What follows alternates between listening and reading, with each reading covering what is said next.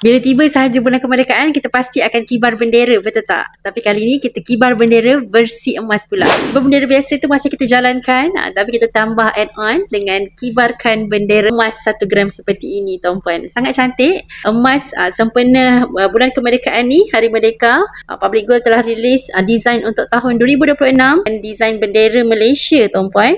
Nampak sangat cantik dengan 14 jalur gemilang. Jadi bagi tuan-puan yang berminat untuk dapatkan emas seperti ini, tuan-puan, tak ada masalah. Kalau tuan-puan ada bajet sekitar RM585 1 gram hari ni, boleh beli direct terus, tak ada masalah.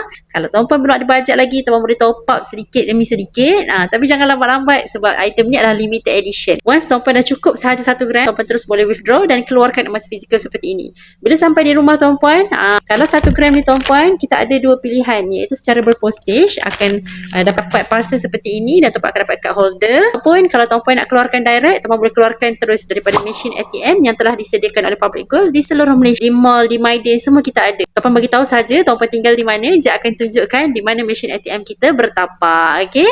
Jadi sekarang sangat mudah dapatkan emas dengan Public Gold. Bagi tuan-puan yang belum lagi mendaftar, belum lagi menjadi ahli Public Gold, boleh hubungi Jia untuk Jia bimbing tuan-puan, daftar secara percuma sahaja. Kemudian Jia akan tunjukkan langkah-langkah kepada tuan untuk dapatkan emas item seperti ini, design yang sangat cantik, 1 gram. Okey, gemukkan simpanan, teruskan belanja, ada manfaat, boleh follow Jia rapat-rapat.